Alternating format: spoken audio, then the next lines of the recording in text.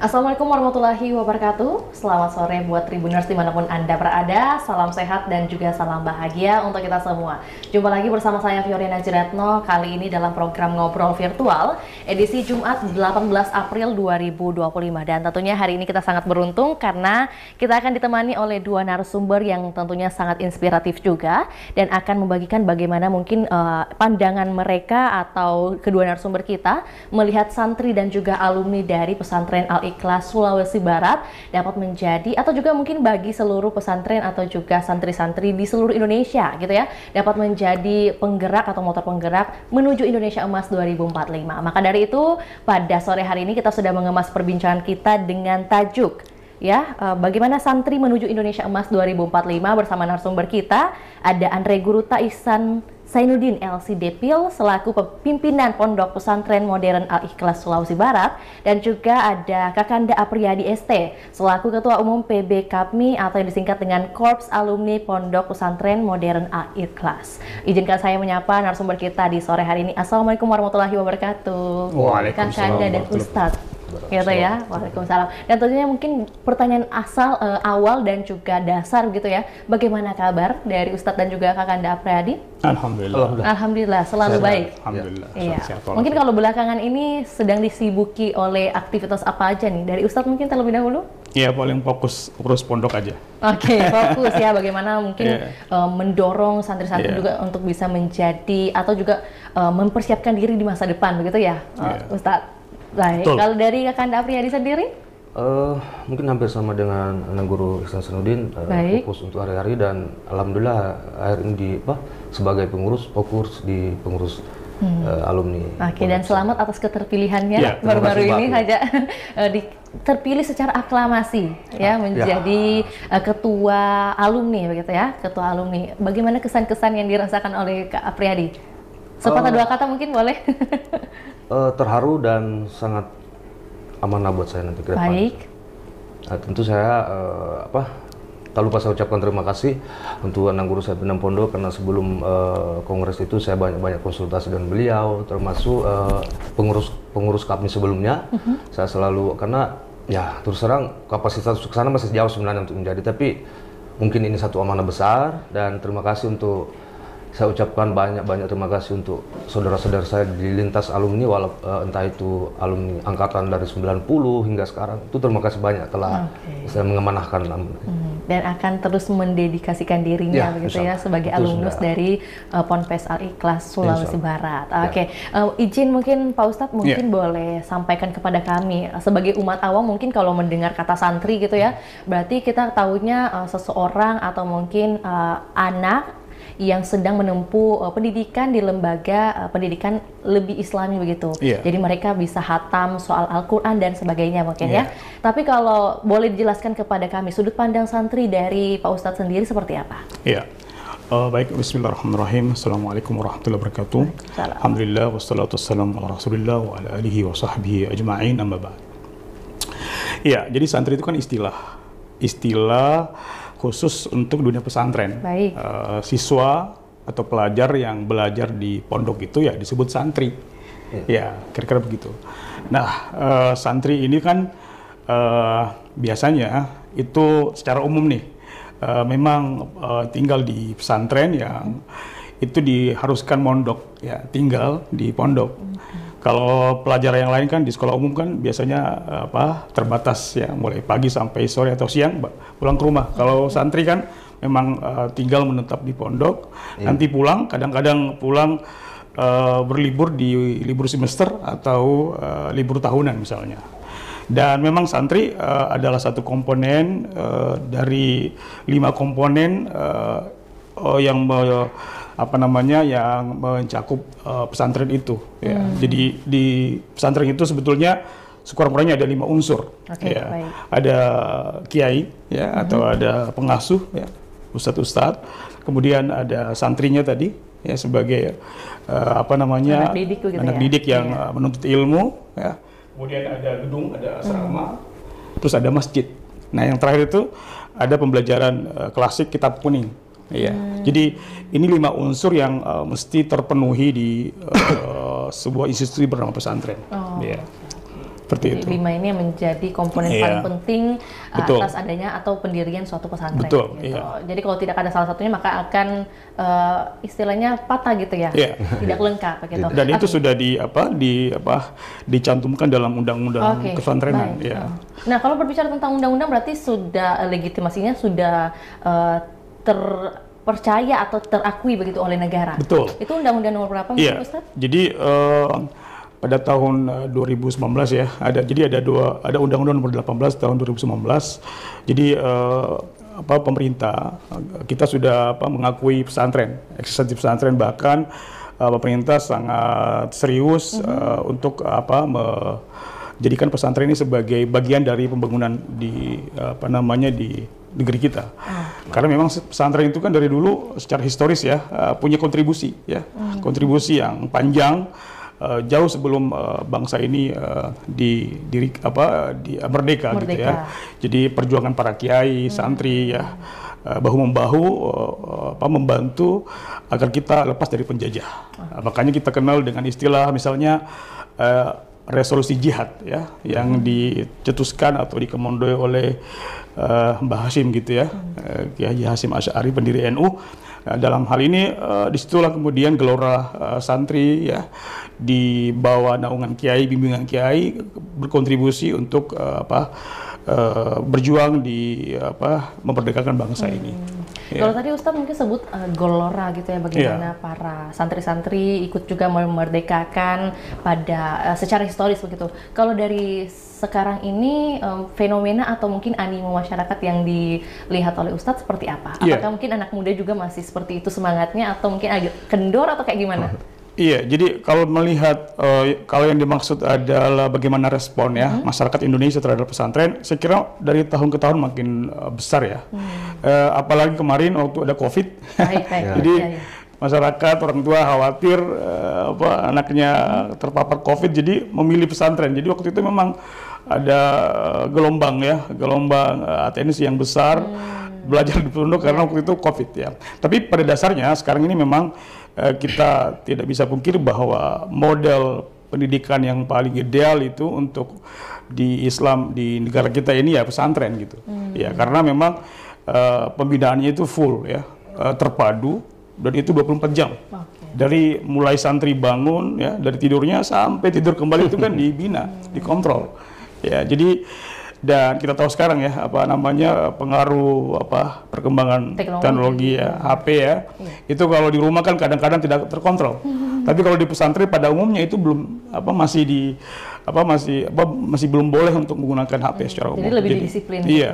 Jadi lebih punya waktu untuk fokus belajar dan bisa kemudian banyak waktu untuk menghafal Quran dan lain sebagainya. Setuju, Ustadz. Karena kalau di rumah biasanya scroll TikTok itu nggak terasa gitu ya.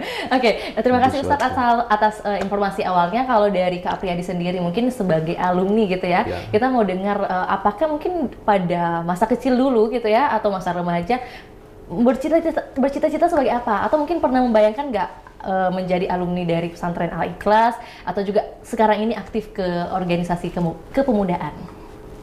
Baik, terima kasih Mbak Afio. Kalau berbicara masalah kesantrian, saya jujur juga tidak menyangka kalau akan bersekolah di pondok pesantren. Karena ini kan amanah dari orang tua. Dulu kita istilahnya sering di tempat ibadah di masjid. Pada saat acara-acara anak masjid ya.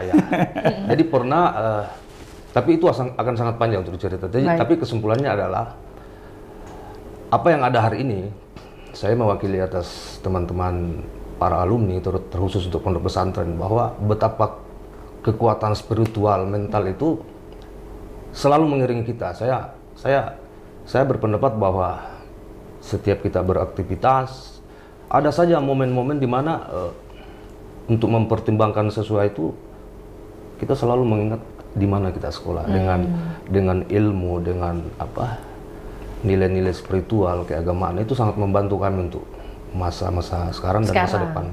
Jadi kayak napak tilas gitu ya? Ya seperti itu tidak bisa kita pungkiri selaku santri.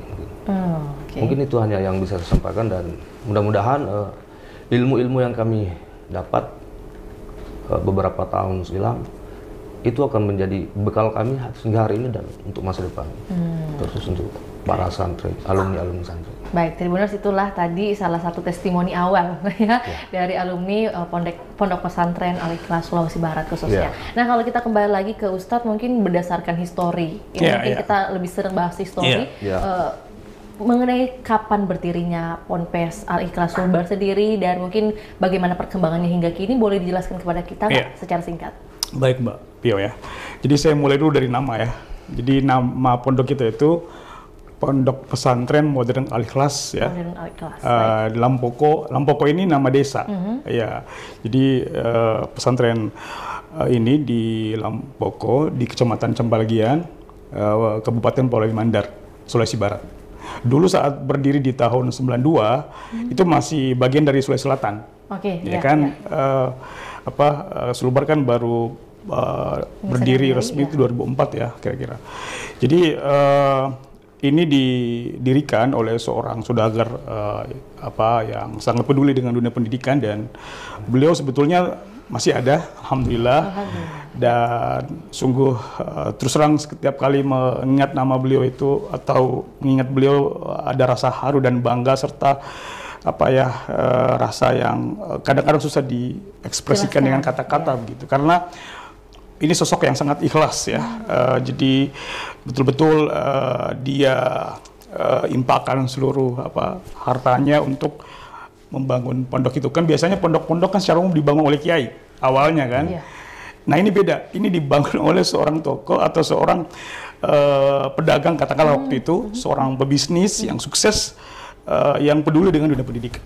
Dia berpikir bagaimana anak-anak dari Mandar ini, artinya di Sulawesi Barat ini, itu nggak perlu jauh-jauh sekolah gitu di luar wilayah Sulawesi Barat begitu atau di Mandar begitu. Jadi waktu itu memang pesantren masih sangat sedikit, Mbak. Ya, tapi yang perlu dicatat bahwa di Kecamatan Cambalagian ini itu sebetulnya tidak asing lagi, karena di sana adalah kampung yang sangat religius. Itu ada istilah Kampung Masigi. Itu di Desa Bonde, tidak jauh dari kita. Di situ sebetulnya cikal bakal sejarah perkembangan Islam ya, yang mana dulu di sana banyak ulama ya. Bahkan sampai hari ini ada masjid di sana, itu usianya sudah lebih dari 200 tahun. Jadi 2 abad kira-kira, dan waktu itu banyak ulama yang belajar ya, dulu di Mekah datang ke sana dan mengajarkan ilmu, dan itu turun temurun tuh. Jadi ada titik temu nih antara pondok kita yang kemudian barangkali tentu saja, dan saya yakin itu meraup berkah ya dari tanah Cambalagian ini, dari eksistensi ulama-ulama yang dulu datang menyebarkan ilmu di sana. Karena itu di sana itu sampai sekarang dikenal dengan lingkungan yang ada istilah pengaji kita ya. Pengaji kita. Ya, pengaji. Jadi komunitas atau bahkan sudah berbentuk pondok pesantren ya. Jadi di sana diajarkan kitab kuning ya. Kemudian sampai hari ini banyak sekali santri dari berbagai pelosok ya, baik di daerah dalam Sulawesi Barat atau dari luar itu datang belajar gitu. Jadi sekali lagi jadi pondok pesantren ini berada di kabupaten atau persisnya di kecamatan yang sebetulnya adalah kecamatan yang sangat religius. Ya, kira-kira seperti itu. Jadi memang dasarnya udah dalam kawasan yang religius. Betul. Ditambah lagi ada amal baik begitu ya dari orang yang begitu bersahaja begitu menurut Ustadz. Jadi selanjutnya dikit ya, Mbak. Jadi ketika itu tentu beliau tidak sendiri. Jadi beliau berkenalan dan akrab dengan Kiai Haji Habib Imran. Beliau dulu adalah pimpinan pondok pertama pesantren kita. Intinya dua-duanya ini dulu sempat waktu itu menyekolahkan anaknya di pesantren Gombara di sini di Goa ya. Makassar atau Goa ya, Goa. Itu dua-duanya ketemu dan terjadi perbincangan singkat. Itu ada semacam visi atau harapan ke depan bagaimana bisa enggak kita juga ini tidak perlu jauh-jauh bawa anak ke sini, kenapa tidak di daerah kita sendiri. Nah, kata Pak Haji Sikir, saya siap dengan catatan Ustadz atau Pak Kiai bisa bantu saya. Ya, semua biaya, semuanya, segalanya itu tidak perlu dipikir, itu menjadi tanggungan saya dan keluarga saya. Iya. Dan itu Mbak, saya harus katakan di depan pemirsa Tribun ini bahwa sampai sekarang beliau keluarga itu sangat mendukung dan memfasilitasi pondok ini. Setiap kegiatan dari sampai hari ini gitu. Dan bahkan di awal-awal pondok ini berdiri sebetulnya itu digratiskan, tidak berbayar Mbak. Ya, jadi ya alhamdulillah sampai hari ini pun juga sangat ekonomis begitu. Jika dibandingkan dengan fasilitas ya dan tentunya kualitas ya di pondok ini alhamdulillah. Wih, luar biasa. Iya. Ya, jarang-jarang dapat sosok yang Betul. begitu Iya. mulia hatinya gitu. Artinya ya. gini, saya mau katakan seperti ini. Poin lainnya adalah bahwa toko ini mendirikan pesantren itu betul-betul bukan bisnis oriented Mbak, bukan. Jadi dia nggak mengharap keuntungan materi dari pondok ini. Biasanya kan orang buat lembaga pendidikan, institusi, kemudian dia bisa untung dari bisnis itu, bisnis pendidikan itu. Tapi ini tidak. Jadi sebaliknya apapun ya, bahkan saya tahu ada wakaf ya, tanah dan lain-lain itu untuk masa depan pondok ini, begitu kira-kira. Jadi itu sudah dipikirkan sama beliau. Nah, kami ini sebagai anak-anaknya, anak-anak ideologisnya, santri yang pernah mondok, saya alumni di sana, Mbak. Ya, alhamdulillah, dan kami ini hanya melanjutkan saja apa yang telah dibangun oleh beliau dan Pak Kiai. Ya, kita ini tidak ada apa-apa aja. Hanya istilahnya serpihan debu lah dibandingkan mereka semua. Jadi kita minta juga doanya Mbak, semoga beliau selalu sehat walafiat ya, berkah, dan saya kira kita semua selalu mendoakan beliau. Baik, dan pastinya yang dijauhkan dari maharabah ya, itu yang paling penting. Oke, terima kasih Pak Ustadz atas informasi mengenai bagaimana sejarah berdirinya Ponpes Modern Al-Ikhlas Sulawesi Barat gitu ya, khususnya ada di Desa Desa Lampok, Kecamatan Campalagian. Oke, Kecamatan Campalagian. Iya. Nanti mungkin kalau ada waktu Tribuners bisa jalan-jalan ke sana karena karena banyak tadi disampaikan juga oleh Ustadz banyak yang dari luar daerah juga ikut belajar bersama di lokasi tersebut. Iya, betul. Itu menarik Mbak untuk disorot itu. Oke, nanti mungkin ada liputan khusus kan bisa jadi. Baik, kalau dari Kak Priyadi sendiri gitu ya, selaku alumni biasanya kan kalau selepas menempuh pendidikan sudah dapat bekal yang begitu banyak, biasanya tidak mau kembali lagi. Nah, kalau Kak Priyadi kira-kira apa yang menjadi motivasinya hingga saat ini masih aktif dalam atau juga dalam bagian sebagai alumni nih? Karena jarang-jarang loh ada yang mau aktif kembali gitu ya, Ustadz. Betul nggak? Ustadz sampai ketawa. Kalau Kak Priyadi punya alasan atau mungkin motivasi apa nih yang membuat Kak Priyadi kemudian ya bagaimana mengabdikan diri lah? Baik, terima kasih Mbak Via. Sebenarnya pertanyaannya agak rumit sebenarnya. Tapi yang jelas saya selalu sampaikan sama teman-teman bahwa apa yang menjadi motivasi kami sebenarnya kuncinya hanya satu. Rindu akan pondok itu. Masya Allah. Ya, kalau ditafsirkan ke lain persepsi itu banyak sekali. Tapi sesungguhnya saya kadang-kadang dari rumah ke misalnya tempat kerja itu hanya mengilustrasikan dari pertanyaan Mbak saja. Saya itu tidak bisa melanjutkan kalau misalnya tidak mampir atau hanya menengok masuk. Ya, jadi kalau lewat biasa ya. Ya, kalau lewat mau malam mau pagi. Jadi kalau menjawab pertanyaan Mbak sesungguhnya susah untuk kami jawab. Yang jelas yang tertanam dalam hati kami sejak mondok di tahun 97 itu hingga kini ya itu saja. Kerinduan atas akan semua momentum-momentum di sana, mulai dari bimbingan-bimbingan guru-guru kami dengan betapa ikhlasnya memberikan kami ilmu, nilai-nilai spiritual, mental itu sampai hari ini masih, bahkan itu lebih besar saya rasa daripada apa yang misalnya dalam konteks profesi justru itu mengcover semua mengontrol kami hari-hari untuk bekal-bekal dari pondok. Jadi memang saya tidak bisa berkata-kata lebih banyak itu. Tapi intinya satu kata. Makanya selalu saya sampaikan terkhusus hari ini bahwa dengan amanah ini saya selalu menggaungkan sama teman-teman alumni baik kakanda saya senior-senior saya dan adinda saya itu satu kuncinya untuk mengurus ini.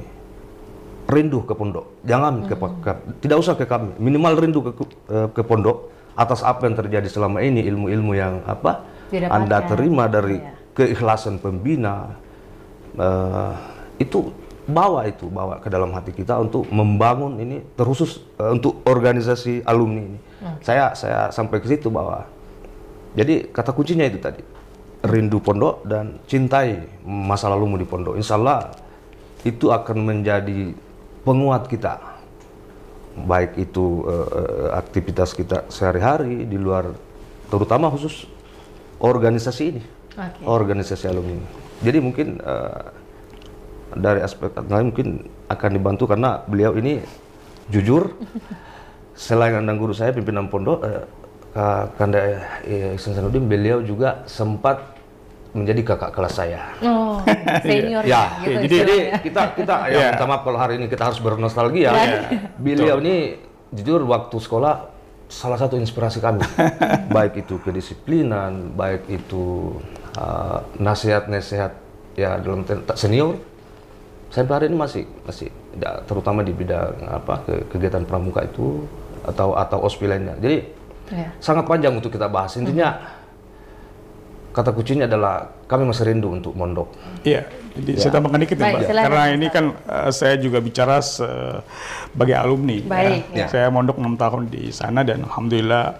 Jadi kata rindu itu maksudnya adalah ini yang saya rasakan juga ya Mbak ya, bahwa kehidupan kita di pondok itu berkesan. Itu sangat memberi arti yang besar terhadap perjalanan hidup kami selanjutnya. Iya, jadi bayangkan Mbak, di pondok itu kita dilatih kedisiplinan, dilatih kesabaran, komitmen, ya, dan kemudian kita hidup bersama teman-teman, bersosialisasi begitu ya. Dan yang terpenting di pondok itu adalah kita belajar untuk bisa selalu dekat ya kepada Allah Subhanahu Wa Taala, karena kita itu tanda kutip itu memang dipaksa untuk beribadah gitu. Bayangkan kita barangkali ya, belum tentu barangkali kita ini bisa disiplin sholat kalau nggak didisiplinkan selama di pondok. Iya. Jadi itu yang artinya kesan-kesan itu yang kemudian tidak mungkin bisa dilupakan. Berapapun lamanya di sana gitu. Ada kan kadang ada yang cuman 3 tahun, 4 tahun atau kurang dari itu atau sampai selesai, itu luar biasa. Jadi kemudian di pondok itu ada konsep ya, konsep keberkahan, Mbak. Ya, ada nilai-nilai itu yang yang kami rasakan lebih banyak dan itu umum dirasakan oleh seluruh santri yang pernah mondok begitu. Berkah apa itu maksudnya adalah bagaimana ada nilai-nilai kebaikan yang kami rasakan itu ketika kita dididik sama ustadz ya, bersama ustadz, kemudian berkhidmat untuk ustadz, buat pondok gitu. Kemudian dari waktu ke waktu kita sholat di 5 waktu itu tepat waktu, kemudian tidak lepas dari Al-Quran begitu ya Mbak, kita pelajari, kita hafal, dan memang kita berada pada kondisi atau lingkungan yang sangat terjaga begitu. Kondusif, ya, gitu ya. Kondusif,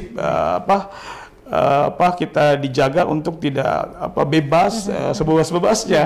Ya, jadi benar-benar bahkan karakter-karakter lain ya, misalnya karakter pemberani, karakter bisa berani tampil di depan umum, itu semua kita dapatkan di pondok.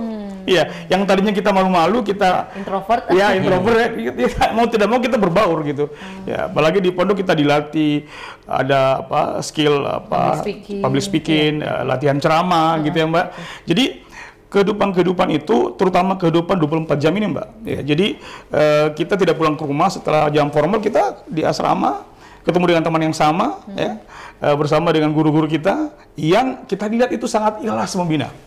Kan kita tidak usah lah kita semua orang tahu lah bahwa sebetulnya betul-betul kalau mau melihat orang-orang yang sepenuh hati berkhidmat buat agama, lihatlah orang-orang yang masih bersedia untuk membina di pesantren-pesantren ya.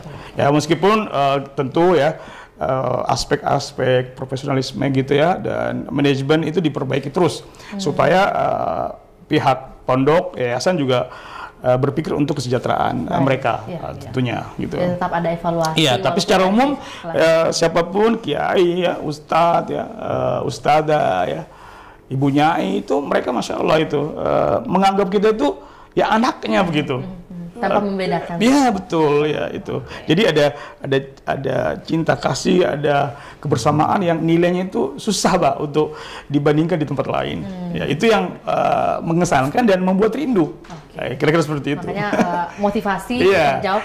Nah ketika saudara Apriyadi misalnya diminta teman-teman atau semua yang lain diminta untuk kemudian melanjutkan kepengurusan KAPMI. KAPMI ini kan singkatan Mbak. KAPMI itu kan Korps Alumni Pondok Pesantren Modern Al-Ikhlas. Jadi disingkat KAPMI. Ya, jadi baru-baru ini telah sukses menyelenggarakan kongres. Jadi beliau secara aklamasi dipilih untuk 3 tahun ya, 3 tahun satu periode 3 tahun dan tugas beliau cukup berat karena sekarang ini alumni sudah menyebar Pak. Di berbagai lini begitu dan di berbagai daerah. Yang unik dari pondok ini adalah pondok ini sejak berdiri punya visi yang memang selalu menyeimbangkan dua aspek ini, aspek imtak dan iptek gitu.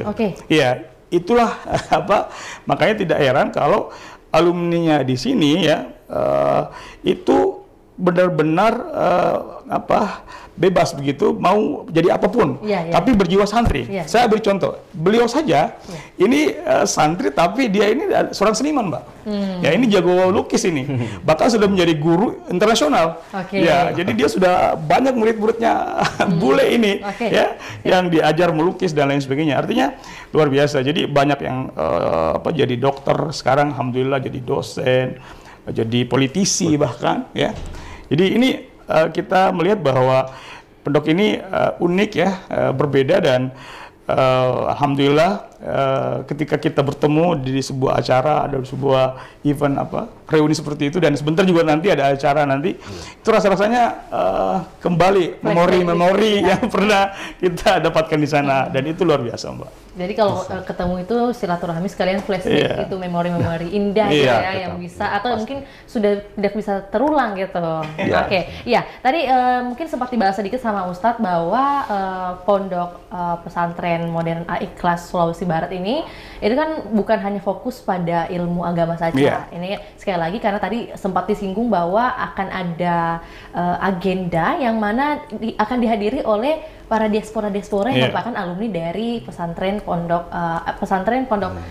pesantren dari Modern Al-Ikhlas Sulawesi Barat. Jadi nanti ada beberapa negara, Mesir, Indonesia, ada dari mana lagi? Ada Turki juga. Turki, kemudian nanti akan ada kegiatan besar gitulah. Nah, mungkin dalam hal ini kita mau dengar lebih lanjut.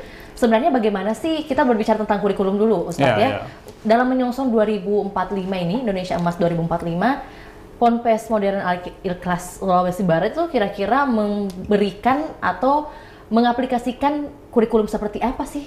Apakah mungkin hanya fokus pada bahasa bilingual language aja atau mungkin ada mata pelajaran lainnya seperti di sekolah-sekolah pada umumnya atau seperti apa? Oh ini saya nih. Jadi buat Ustadz dulu. Jadi kalau bicara mengenai Indonesia Emas ya, itu kan artinya kita berpikir 20 tahun ke depan. Jadi kan juga ada istilah generasi emas gitu. Artinya pesantren yang tentu kita berperan di dalamnya ya tentu kita berharap bisa meningkatkan kualitas pembinaan ya. Jadi dari tahun ke tahun ya, karena di pondok ini juga Mbak, kita juga ada pendidikan formal dari dulu ya, ada SMP-nya gitu ya, ada SMA-nya, bahkan ada SMK-nya gitu. Jadi yang dimaksud perpaduan umum dan agama ini di pondok kita ini secara khusus adalah bahwa di pagi hari ya mereka banyak fokus untuk kurikulum umum ini ya. Nah di luar itu setelah pulang dari sekolah ya jam formal itu disitulah kemudian pendidikan keagamaannya diperbanyak begitu, pendidikan karakter ya, kemudian yang mana kita harapkan kontribusinya ini bagaimana alumni ke depan itu atau santri-santri yang menimba ilmu ini itu dilatih, dibina, digembleng untuk menjadi manusia-manusia yang memiliki paling tidak 3 aspek Mbak. itu ya. Kita tahulah ada yang kita ingat itu, atau kita tahu ada kecerdasan intelektual ya, kecerdasan emosional dan spiritual. Jadi konsep yang sering kita dengar ini sebetulnya itu ada di pondok, Mbak, ada di pesantren. Nah, kan kemudian yang kita harus garis bawahi bahwa generasi yang dimaksud itu kan adalah generasi yang unggul, ya. Karena bagaimanapun ke depan ini tantangannya besar, karena itu pondok ya, dan lebih khusus di kita di pondok pesantren itu selalu beradaptasi, Mbak, dengan perkembangan zaman, ya gitu. Bahkan misalnya gini, ujian-ujian semester belakang ini itu sudah menggunakan teknologi, Mbak, gitu ya, untuk kemudian mempermudah proses penilaian dan lain sebagainya. Jadi kuncinya adaptasi. Jadi santri meskipun di pesantren tapi tetap ya mesti diselaraskan dengan perkembangan zaman, gitu. Iya. Jadi nilai-nilai itu yang nilai-nilai keseimbangan antara imtak, iman dan takwa ini dengan ilmu pengetahuan dan teknologi mesti selalu selaras dan berjalan dengan beriringan begitu, Mbak. Jadi nggak boleh timpang begitu. Iya, karena korelasinya dari agenda besar yang akan berlangsung nanti itu di mana nih, Ustaz? Iya. Jadi kan kita sekarang ini lagi berupaya untuk, saya juga sebagai alumni ya, berusaha untuk mengumpulkan simpul-simpul kekuatan alumni ini. Iya, karena kita melihat bahwa dan pondok sangat butuh ya kontribusi peranan alumni. Dan alhamdulillah sekarang ini tidak sedikit alumni kita yang sudah menimba ilmu atau sedang bahkan menimba ilmu di luar negeri, gitu. Jadi pengalaman mereka, masukan mereka tentu sangat dibutuhkan untuk pengembangan pondok begitu. Iya. Jadi kita tetap menjaga kita punya ciri khas begitu dari dulu, tapi tetap ya kita hidup dari waktu ke waktu, kan perubahan kan begitu cepat ya, Mbak ya. Ya rasanya kita akan gagap kalau kita tidak siap untuk itu. Jadi kita galang kekuatan melalui kegiatan-kegiatan yang akan diselenggarakan nanti. Ya. Tapi untuk luar negeri ini memang karena ini baru aja terpilih, tentu masih persiapan. Saya kira infrastruktur organisasi mesti dibenahi dulu. Ya. Saat ini baru pertemuan-pertemuan pendahuluan barangkali, Mbak, untuk kegiatan-kegiatan ke depan. Tapi mungkin boleh saya tanyakan kepada Kanda Priyadi mungkin ya.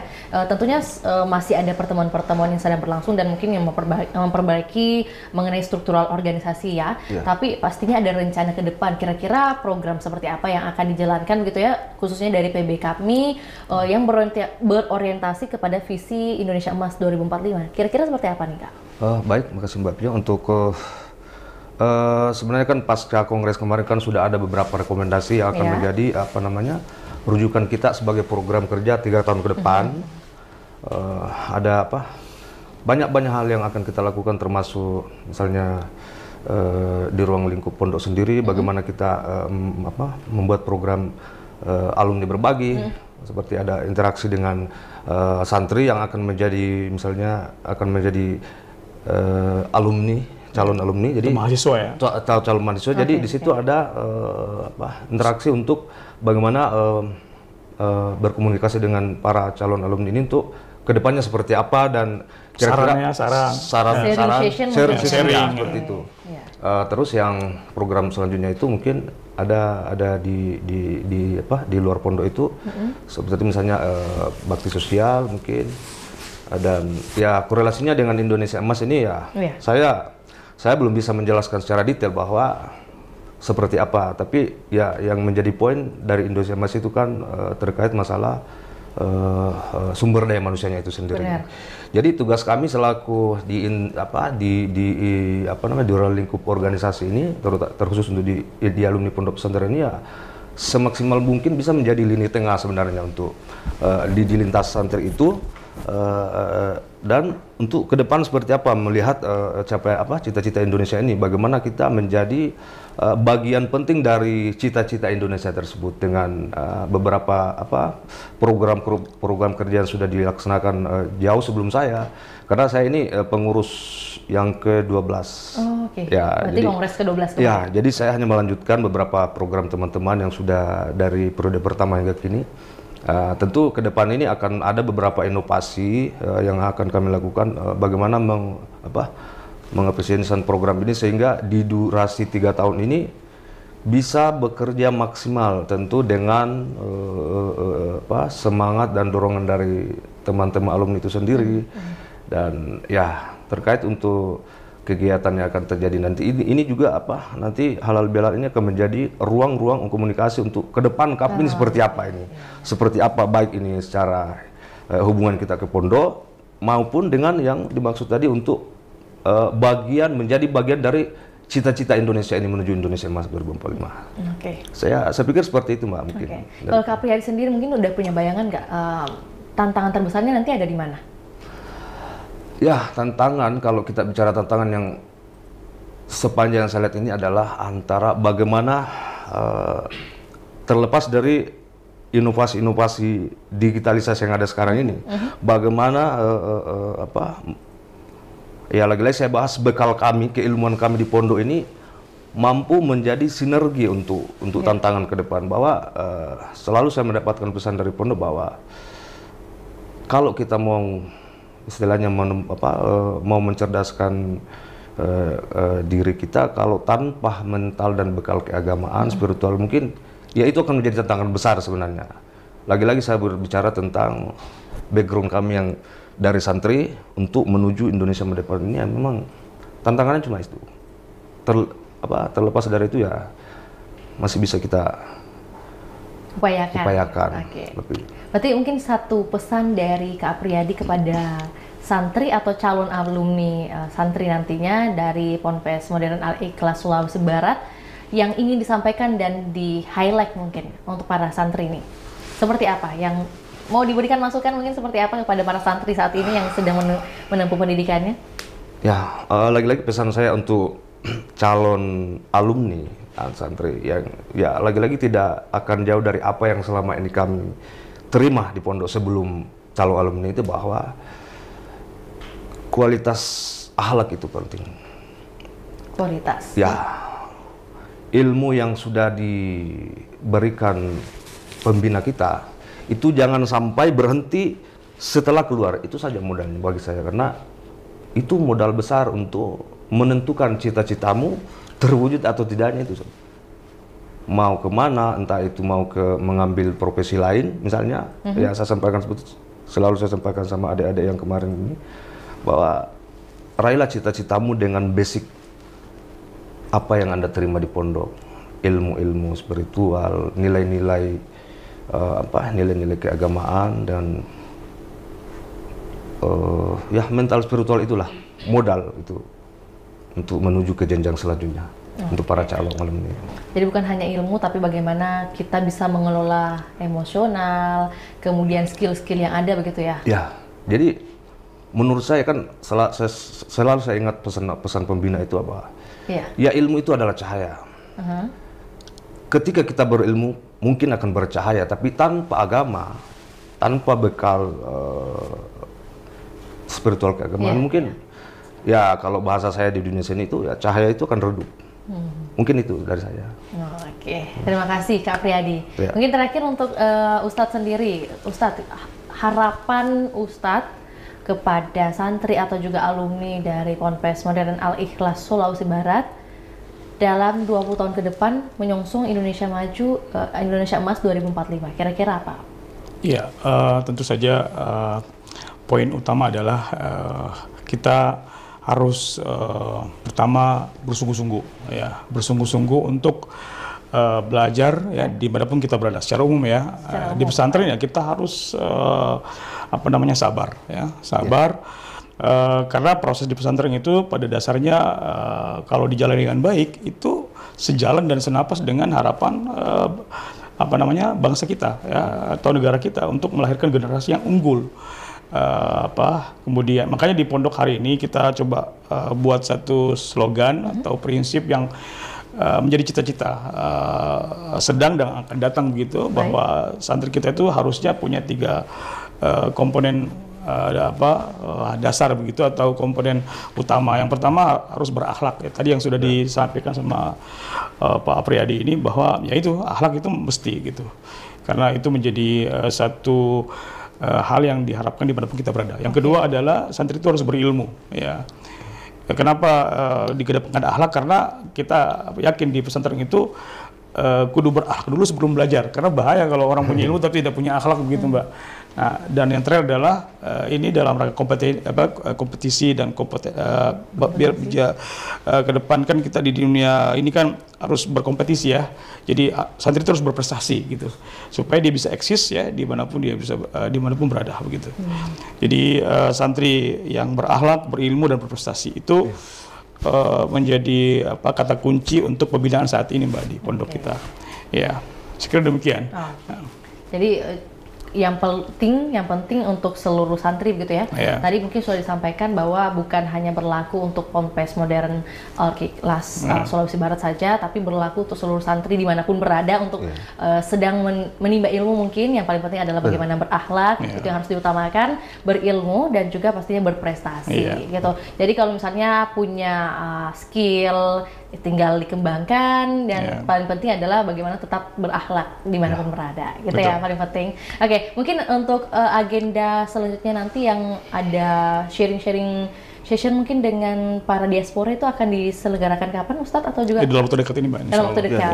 Berarti nanti akan dikabari lebih lanjut begitu ya. Oke. Tapi paling tidak sudah ada informasi awal untuk seluruh Tribuners atau yang juga merupakan alumni dari Ponpes Al-Ikhlas Sulawesi Barat itu bisa mempersiapkan dirinya ikut serta kita ya. Oke. Terima kasih banyak buat Ustadz dan juga Kak Apriyadi atas waktunya. Mohon maaf mungkin. Dan terima kasih sudah diundang dan difasilitasi untuk bisa sharing di sini, Mbak. Baik, terima kasih juga. Mohon maaf jika ada kesalahan mungkin dari segi kata atau juga tutur perbuatan, mohon dimaafkan. Akhir kata saya Fiona Ciretno mewakili kedua narasumber kita dan juga tim pamit undur diri. Assalamualaikum warahmatullahi wabarakatuh, sampai jumpa. Download Tribun X sekarang, menghadirkan lokal menjadi Indonesia. Astaga.